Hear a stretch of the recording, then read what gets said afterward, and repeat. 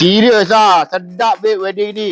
Lembut saja. So kalau kau tanya aku, bang, MIG dengan wedding biasa ni sebenarnya mana lagi sedap? So kalau tanya aku, wedding rod ni lagi sedap. Lagi kuat dia punya gigit dia sebab dia ada tambah dia punya besi dia lagi tau. So ikutlah individu lah masing-masing. Sebab aku ni bermula dengan wedding rod. So jadinya aku belajar dengan rod. Lepas tu baru aku belajar MIG. Tapi kalau korang beli set yang aku pakai ni, korang akan dapat dua-dua. Satu untuk rod. Nampak ni aku wedding rod. Okay. Ni aku wedding rod. So kau akan dapat sekali dengan dia punya clamp dia ni yang warna kuning aku pakai ni. Cuma rod kena beli sendirilah. Rod kena beli sendiri. So kau akan dapat juga dengan dia punya MIG ni punya. Setting saja sini. Set pada MIG. Kita nak pakai MIG kan. Okay, setting pada MIG. Kita wedding MIG. Sambung je terus. Alamak. Penuh bergaya lah.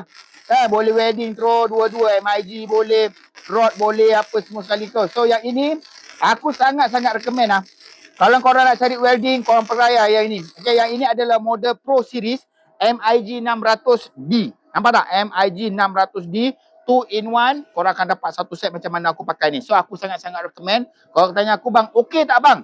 Okey sangat-sangat. Cuma MIG dia tak pakai gas. Dia pakai rod biasa ni sahaja. Okay? So, yang ini aku letak kat dalam beg kuning. Kalau korang nak, kau pergi tengok dalam beg kuning aku. Okay? Assalamualaikum.